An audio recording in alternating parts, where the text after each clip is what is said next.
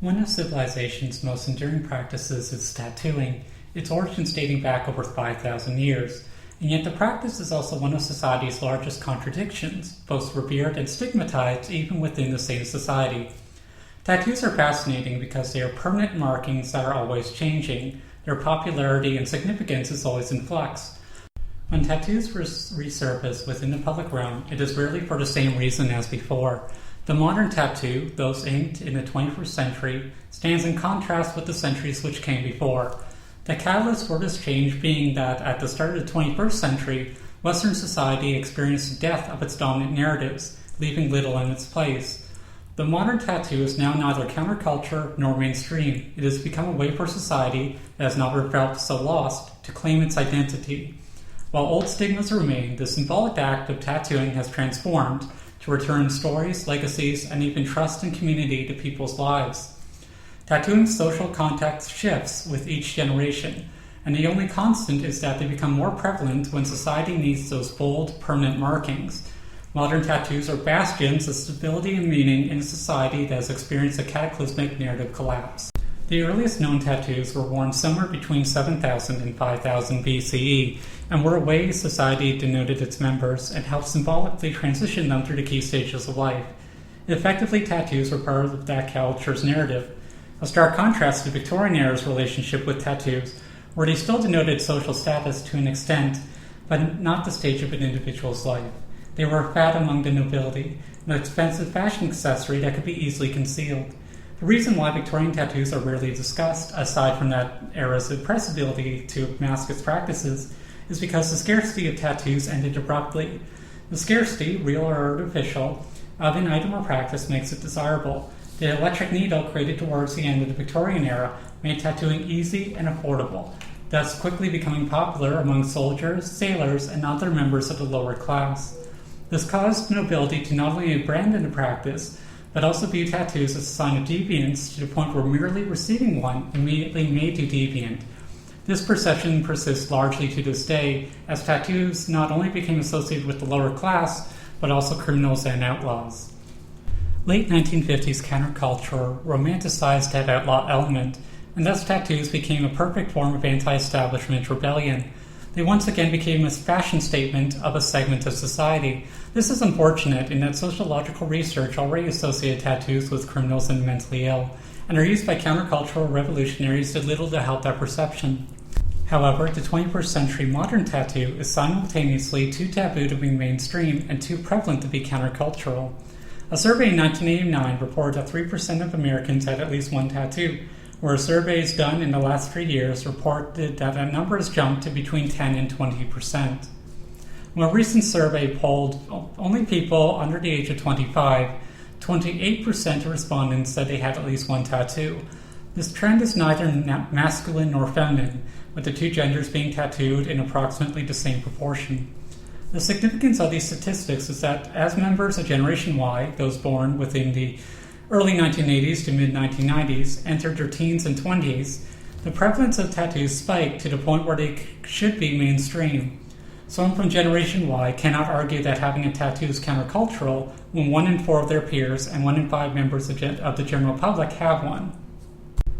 Yet despite their prevalence, the social stigma remains, one which still holds significant weight. There is currently no legislation within the United States which prevents someone from being fired solely because they have a tattoo. The United States Supreme Court has rejected arguments that tattoos are protected under the First Amendment, not even on religious or ethnic grounds. Companies often fire employees with tattoos because they conflict with the dress code or are not appropriate to their company image. This is despite the fact that tattoos are now most prevalent among educated, often affluent middle-class people. At this point, we must remember that due to this, tattoos are long past the point of being exclusive goods. The trend should have terminated long ago after the tattoo's exclusivity, or at least the illusion of it, had worn off, something which explains the rise and fall of other popular products. Why then are tattoos so popular when they confer little to no social status and may actively hurt one's economic prospects?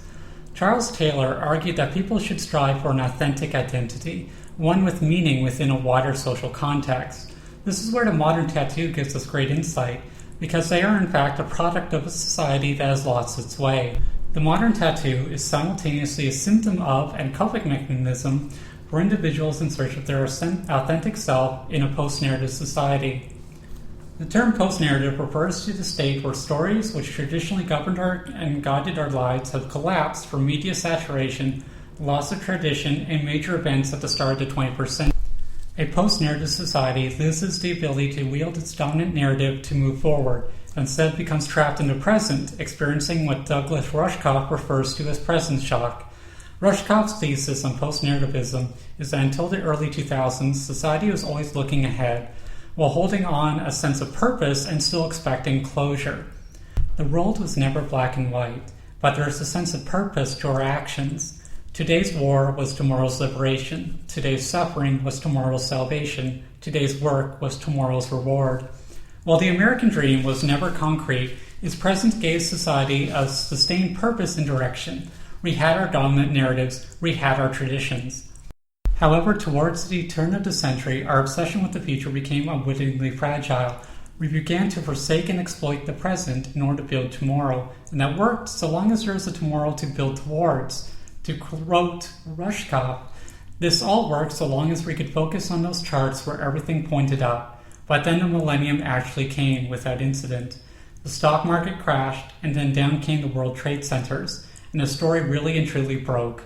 Today's war is unclear, uncertain, and unwinnable. Today's suffering persists. Today's work is met with the loss of investment, retirement savings, and likely one's job.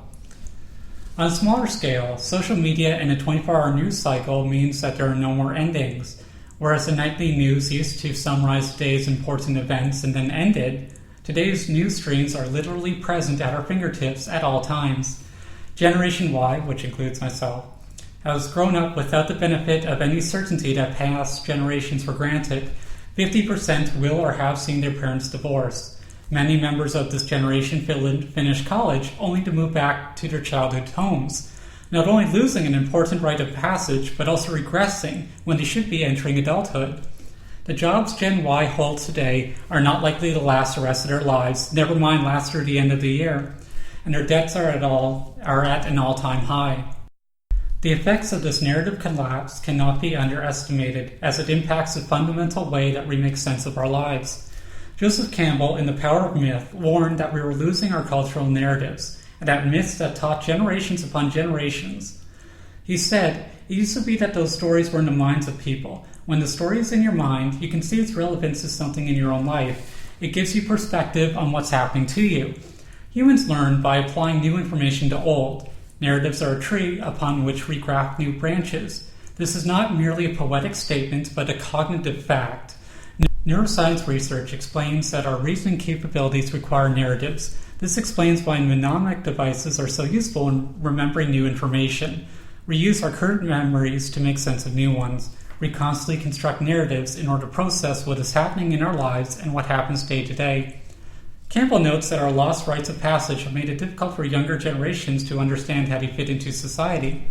In reference to some tribal rites of passage, he says, in primal societies, there are teeth knocked out, there are scarifications, there are circumcisions, there are all kinds of things done. So you don't have your little baby body anymore. You're something else completely. Campbell's own account of growing up was a painless change in trouser size, but consider his words and it becomes clear why people have turned to tattoos en masse. Tattoos are no longer about rebellion. They have become Western society's new rite of passage. Many young adults long for those old traditions. Their tattoos inspired by the desire to break from the distance culture of today and connect with the past ideal. A tattoo changes you, marks you, and helps you claim a moment in your life. Some might argue that it's narcissistic to send hundreds, if not thousands, on a marking to proclaim your individuality, but that argument ignores the important fact that all tattoos are symbols, and no symbol exists without context. A context bestowed by the society exists within. I have 3 tattoos, and each one requires a broader social context in order to convey their meaning. Alone they might be seen as interesting designs, but when someone recognizes them, my tattoos instantly make a statement about who I am, what I enjoy, and to an extent what I have endured. I have friends who introduce themselves to me slowly because they recognize one. A tattoo's design is labored over, debated, and very deliberate. In a way, a tattoo is woven into the society which surrounds it. The modern tattoo is a narrative. Their story is valued as life evolves. People are fully aware that they will change, that their tattoos they might have might gradually seem irrelevant, but that is often the point. Tattoos are mementos of an important era in one's life. During an interview, one woman said she has a tattoo to commemorate her marriage. She knows it might end, but wants to remember that stage in her life. The value she places on that union remains with her tattoo, even if that union dissolves. Tattoos are sometimes a way of people reclaiming lost or violated parts of themselves, a way to heal. While some tattoos carry traumatic narratives, the act of marking one's body in a bold and permanent fashion is a statement. The trauma happened, the healing was long and difficult, and a tattoo becomes a marker of when you acknowledge that, honored the struggle, and pressed on. The history of the world's impact on oneself is carried within modern tattoos. One of my tattoos is from Square Enix's role-playing game Final Fantasy XIII. The marking is called the C brand, and is forced on people whose bodies and fates have been altered by the gods to serve their ends and complete a task. It evolves over time, mine is in the second to last stage, and upon completion punishes those who fail or ignore that task with a fate worse than death. Final Fantasy XIII is about people who are branded, but learn to resist the gods who violated them and ultimately use their brands against those oppressors to reclaim their bodies and decide their fate. The story helped me cope during one of the most difficult times of my life. To explain it briefly, seeing those characters face absolute violation, trauma, and despair, but find the strength to press on and reclaim their lives, saved mine. The tattoo on my back is modeled after Fedra Nodalanes, a character from Jacqueline Carey's Kushiel's Dart. Fedra became my first role model because she taught me that you can be strong and have dignity while still embracing your very powerful and complex masochistic tendencies. That tattoo marks the first time that I ever felt it was okay to be me. The phoenix on my chest is a metaphor for bipolar disorder, a reminder to my depressed self, who will see it every time she looks in the mirror, that the state is temporary, that we will rise again. The tattoos I hold derive from narratives created by others, which have helped me articulate and uncover aspects of my authentic self. Born from the ashes of our past, they are forever a part of us.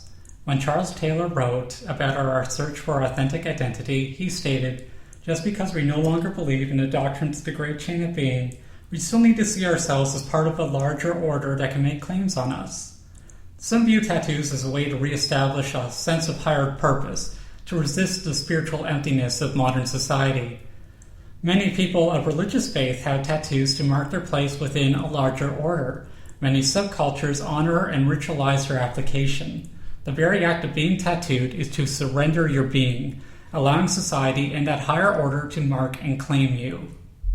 More than that, a tattoo requires us to engage with the physical world in a way we usually do not. Receiving a tattoo is a painful process and involves piercing the skin, which itself has a symbolic meaning.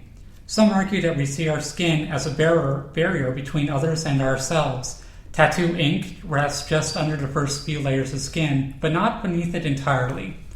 As a needle enters and deposits a small well of ink, it draws blood and produces an intense scratching sensation. You hold your breath, lay still, breathe while the artist wipes off excess blood and ink, and experience your flesh being penetrated thousands of times for hours on end. One cannot help but feel alive as an abstract symbol is made real, as a machine brings pure mechanical order to an electric idea, the ephemeral made physical.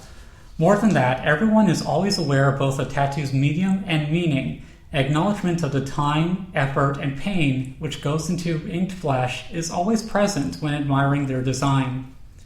A tattoo requires us to reclaim something else that many argue our society has lost: trust in each other. Specifically, trust in the tattoo artist. While you choose the tattoo's placement and design, although often artists have their own input, you're required to trust the artist to an absolutely frightening degree. While receiving a tattoo is usually a paid exchange, it goes beyond handing money to a clerk in purchasing a pair of jeans. You converse with the artist about his design and eventually physically present yourself to them. Someone you likely do not know very well, and trust them absolute with your being as they penetrate and permanently mark your flesh. Many have argued that modern society has eroded reciprocity and trust, while receiving a tattoo is the purest form of it. This is inspiring because while the fear you feel in trusting a relatively unknown person is present, so is the ability and willingness to take the risk regardless. Tattoos have meant many things to many people across many cultures. While no single reason can explain every individual's decision to have a tattoo, there has always been a cultural force behind the major shifts in their context. The only common theme is that tattoos surface when a culture needs them, and to reflect the inner desires of those eras. Modern tattooing practice exploded in popularity as Generation Y came of age, a generation that contends with unprecedented uncertainty and change within the personal, social, and global realms. Many are quick to judge this generation as embracing narcissism and superficiality, yet the modern tattoo tells a different story. In fact, it tells a million different stories. Stories of love and loss, trauma and triumph, of honoring the past as we make sense of our future. To live is to be marked, to acquire the words of a story. Tattoos are cultural symbols which do not exist in an individualistic vacuum, but instead help us engage with the world around us. The mere act of receiving one is both a symbolic and physical process of breaking barriers we've built so strong, of placing trust in another and allowing them to help us articulate our authentic selves. So many have written about our malaise, our disenfranchisement, our loss of narrative, and in doing so they have inadvertently argued what makes our tattoos so significant. Modern tattoos are not the solution, but they are what a tattoo will always be, a symbol, a sign that we have not forsaken our past or each other. They say so much at a glance, at a time when the noise of modern life drowns out even our loudest voices. Tattoos are one thread of resistance among many, against the effects of our post-narrative society. Even Rushkoff believes there is hope for Generation Y, because while we have lost or never known our cultural narrative, we are improvising new narratives and new narrative forms. To put it another way, if we have lost the stories we need, then we will become the new storytellers, and we are already inking our new narratives.